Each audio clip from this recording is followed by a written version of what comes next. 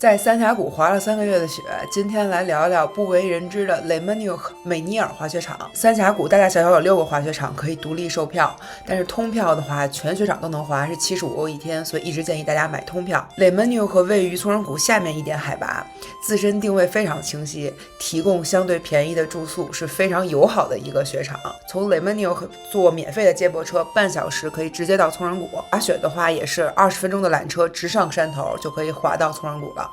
住宿的价格却是松仁谷的7折甚至1半，所以非常多的人都选择住在这里，然后爽滑三峡谷。但我感觉雪况其实是三峡谷里面比较不好的，虽然它跟松仁谷在同一个山谷里，但是它海拔低了很多，风却是一样大的，同时温度也高了很多，尤其在今年暖冬啊，可以说是不堪入目。即使是在1月初下雪比较多的时候，我早上去滑海拔低的地方，雪道上都有冰块。2月整个阿尔卑斯山都不怎么下雪的情况下，这里也是最冰最不好滑的，所以我很少会滑到那边去。那滑的不多，所以我推荐的雪道就比较有限了。如果雪况好的话，我记得我比较喜欢的是Sunny这条雪道，很宽很长，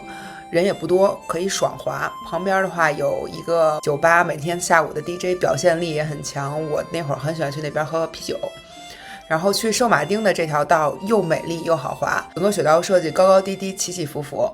就是还挺有趣味性的。然后每天压雪也是比较宽比较平的，蓝道非常的友好，但是它偏山下靠近圣马丁的那段就雪况不是很好了，我记得有很多的冰块冰球，建议滑到一半就坐缆车上山继续滑上半段。然后 Les Metz 这边上山的缆车效率非常高，坐12分钟就可以去到最高峰2804米的这个地方，那边有一个大平台，有个大 logo 可以打卡拍照，景色也很好看。下山的话有盘山道、蓝道、红道都有，